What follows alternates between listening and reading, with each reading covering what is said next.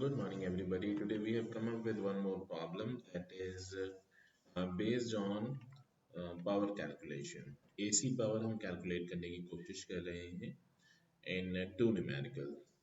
हम power जो calculate करेंगे वो average power calculate करेंगे.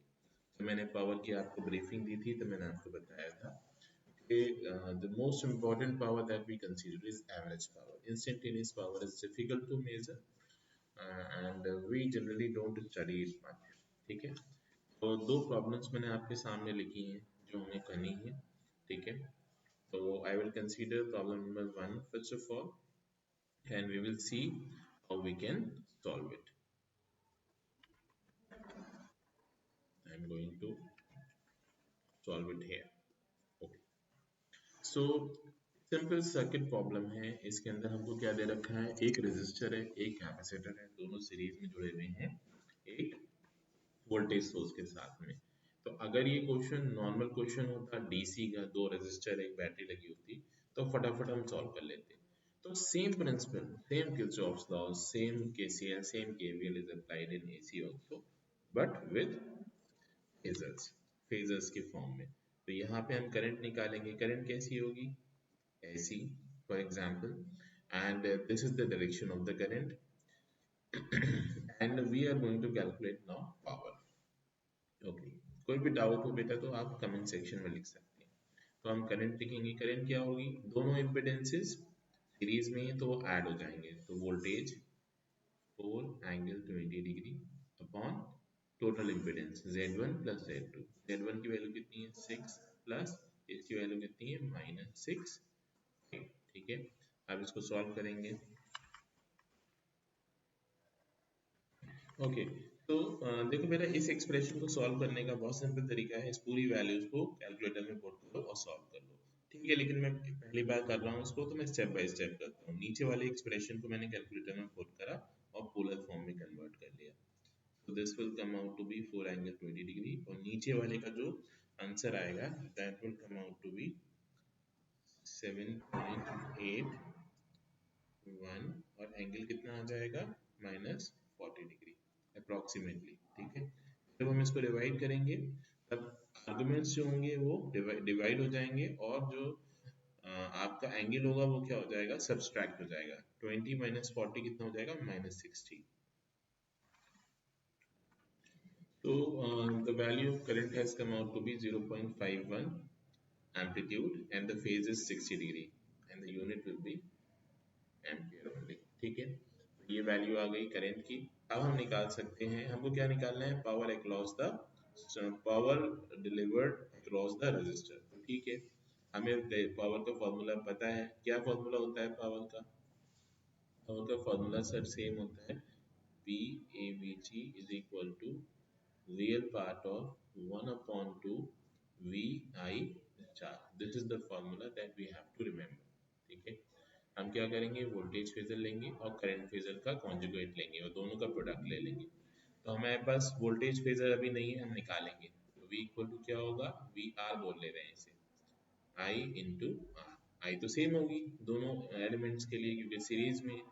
आई कितनी है 0.51 एंगल 60 डिग्री, और इसको किससे मल्टीप्लाई करना है हमने, 6 से, जो कि आर है. तो ये कितना आ जाएगा, it will come out to be 3.06 angle 60 degree. ठीक है, ये वोल्ट में आ गया. अब हम पावर निकाल लेंगे. तो power consumed by the resistor that will be, पहले हम निकालेंगे V I star. V I star कितना होगा, वी कितना है 3.06 एंगल 60 डिग्री. फिर हम निकालेंगे आई, जो हमें ऑलरेडी पता है. आई का कॉन्जुगेट ले लेंगे.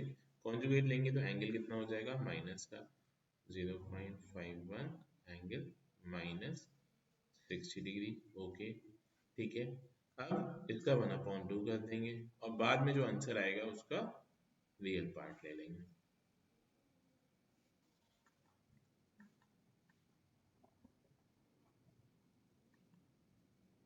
ओके, तो ये कितना हो गया, रियल पार्ट ऑफ 1/2. इन दोनों को एक तरफ कर लीजिए, एंगल माइनस माइनस कैंसिल हो जाएगा, plus minus, so it will come out to be 3.06 6 into 0.51।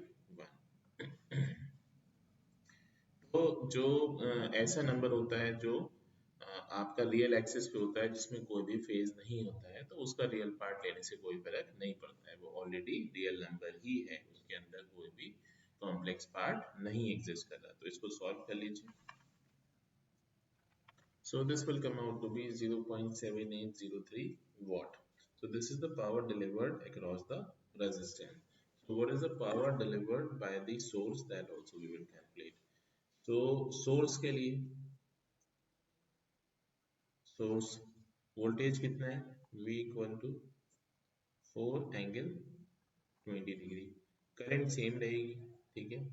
Current is how much, current is 0.51 angle minus 60 degree. तो हम पावर कैसे निकालेंगे, P average will be equal to, हम निकालेंगे V I स्टार और इसका हाफ कर देंगे और रियल पार्ट लेंगे। तो ये कितना हो जाएगा, 4 एंगल 20 डिग्री और साथ में क्या मल्टीप्लाई करेंगे, इसका कॉन्जुगेट, एंगल क्या हो जाएगा पॉजिटिव 0.51 एंगल 60 डिग्री और इसका 1/2 और बाद में रियल पार्ट लेंगे, ठीक है। तो इसको आप सीधे भी कैलकुलेटर से सॉल्व कर सकते हैं, लेकिन मैं थोड़ा सा इसको कैलकुलेशन करूंगा, ठीक है। so it will come out to be 2 and this if you will multiply it will give you around 1, but still I will calculate it exactly and that will be 1.02 1.02 angle कितना हो जाएगा 60 degree और इसका क्या करेंगे आप real part लेंगे। तो रियल पार्ट का मतलब क्या हुआ 1.02 cosine of 60 degree and this value will come out to be okay। Just now please notice one more time, I'm so sorry, current की वैल्यू जो आ रही थी दैट वाज 0.51 एंगल 60 डिग्री। तो यहाँ पे एंगल कितना था 60 डिग्री था, तो जब हम यहाँ पे स्टार लेंगे तो ये एंगल कितना हो जाएगा -60, है ना। तो जब हम दोनों को मल्टीप्लाई करेंगे तो यहाँ पे एंगल कितना आएगा -40। so this is a mistake, I'm so sorry, I made a mistake। तो यहाँ पे 40 आ जाएगा and obviously बेटा it's very possible that faculties can also make mistake, you please don't think that you are very inferior or faculty is very superior, it's just a trainee and trainer kind of equation that we match with each other, okay। ठीक है, मैं थोड़ा पहले से पढ़ा रहा हूँ तो मुझे चीजें ज्यादा अच्छे से आती हैं, ओके। यहाँ पे 40 डिग्री आ गया, अब जब इसको सॉल्व करेंगे तो कितना आएगा, so this will definitely come out to be 0.78, ठीक है, approximately I am leaving the digits after the point। so ये PR कितना आया था, ये भी आया था 0.78 वॉट और PSP कितना आ रहा है, PS is equal to 0.78 watt। So actually what we say that there is no average power that is consumed across inductor or capacitor, these are energy storing elements। so power is consumed, power is dissipated only across the resistor that we have concluded through this problem, okay। moving towards the problem number 2, I hope this is clear to everybody, एक बार फिर ध्यान से देख लीजिए, moving the grid lines for your better visualization, have a look at this one more time। we calculated current, then we calculated the voltage across the resistor, then we calculated the power, don't forget to take the conjugate like I forgotten, don't ever forget to take the conjugate, and then we calculated the power across the resistor। similar formula we use one more time to calculate the power delivered by the source। तो source ने जितनी power deliver करी हमने practically देखा वो same power deliver हो रही है रेजिस्टर के across, okay। moving towards the problem number 2, what it is,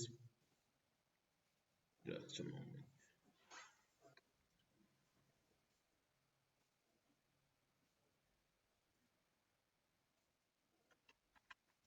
we are going to calculate the power across resistor, inductor and delivered by the source also. So how we will do so? Let us see.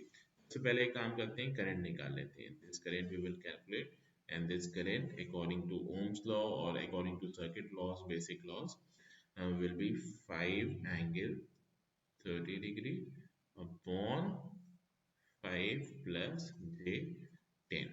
जब भी जो impedance है वो positive होगी, I mean reactance positive होगी, तो उसका मतलब है इंडक्टर, और रिएक्टेंस नेगेटिव होगी उसका मतलब होगा कैपेसिटर. ये मैं डायरेक्ट कैलकुलेटर से निकाल रहा हूँ.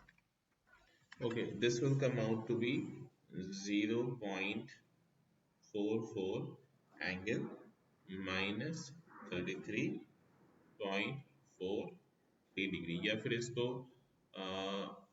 नॉर्मल फॉर्म में लिख सकते हैं, साइंटिफिक फॉर्म में. That will be under root 5/5, angle will be minus 33.43, and the unit will be ampere.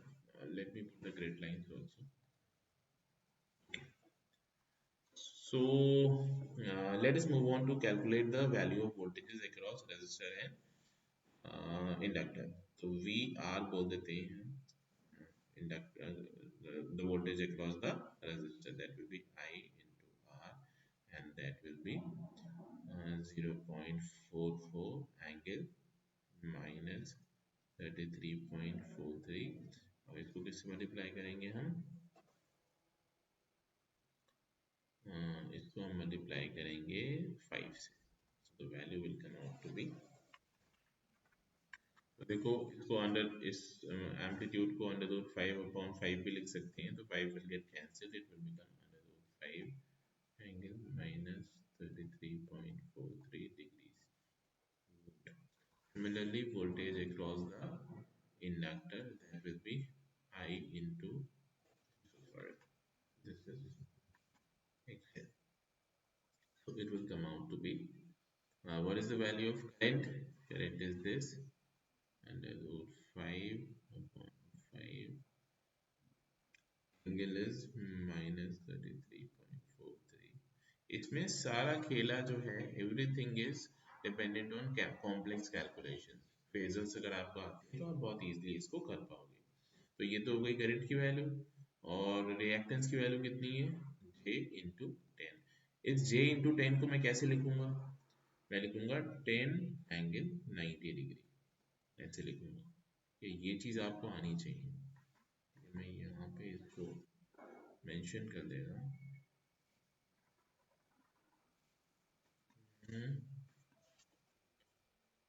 Mentioning it that J into 10 can be written as 10 angle 90 degree. तो यहाँ क्या आ जाएगा? 10 एंगल 90 डिग्री. ठीक है, अब क्या हो जाएगा?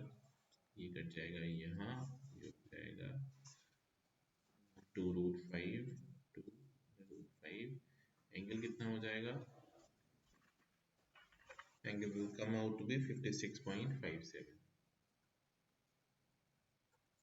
ठीक है, इसकी भी यूनिट कितनी होगी? तो हमें वी आर पता चल गया, वी आई पता चल गया, आई पता चल गया. अब हम आपका पावर निकाल सकते हैं अक्रॉस ऑल द 3 एलिमेंट्स. ठीक है, तो हम एक काम करते हैं, एक पावर निकालते हैं रेजिस्टर के अक्रॉस, फिर एक पावर निकालते हैं हम इंडक्टर के अक्रॉस, फिर एक पावर हम निकालते हैं सोर्स के अक्रॉस. यहाँ सोर्स लिख लेते हैं, सोर्स में टाइम ज़्यादा लग सकता है. सोर्स, और ये हो गया आपका इंडक्टर. तीनों के अक्रॉस हम क्या करेंगे? पावर निकालेंगे. तो हम कैसे निकालते हैं पावर? सबसे पावर का फॉर्मूला सेम है. तो रेजिस्टर के अक्रॉस निकालने के लिए रेजिस्टर का वोल्टेज कितना है? ये अंडर रूट 5 एंगल माइनस 33.43, ये तो हो गया वोल्टेज. उसके बाद हम मल्टीप्लाई करेंगे करंट से. करंट कितनी आ रही है? अंडर रूट 5/5, ये वैल्यू है करंट की. हटा देते हैं जरा. अंडर रूट 5/5 एंगल, एंगल कितना हो जाएगा? पॉजिटिव, क्योंकि हम कॉन्जुगेट लेते हैं. 33.43, ये हो गया करंट का कॉन्जुगेट. और फिर हम क्या करेंगे? इसका क्या करेंगे? रियल पार्ट ले लेंगे, 1/2 रियल पार्ट. ये हो गया वैल्यू। अब ये वैल्यू कितनी आएगी चेक करते हैं हम। ये वैल्यू देखिए कैंसिल हो गई, ठीक है। और एंगल हो जाएगा 0 डिग्री, तो ये हो जाएगा 1 एंगल 0 डिग्री, ठीक है। और 2 बाहर डिनोमिनेटर में, तो ये कितना आ जाएगा, real part of 1/2 angle 0 degree. So real part लेने से रियल नंबर का कोई फर्क नहीं पड़ेगा। The answer is 0.5 watt. So this is the power which is consumed by the resistor. Let us calculate the power consumed by the source. Source कितनी power consume कर रहा है, तो कितनी पावर डिलीवर कर रहा है सोर्स। तो सोर्स का एंगल कितना है, 5 एंगल 30 डिग्री। करंट कितनी है, करंट सेम रहेगी, उसका कॉन्जुगेट ले लेंगे, दैट इज √5/5। एंगल कितना हो जाएगा, +33.43। एंगल मैंने चेंज कर दिया क्योंकि कॉन्जुगेट लेते हैं। और फिर क्या करेंगे, इसका रियल पार्ट और हाफ, ये हमें करना है, ठीक है। तो कैलकुलेट कर लो, √5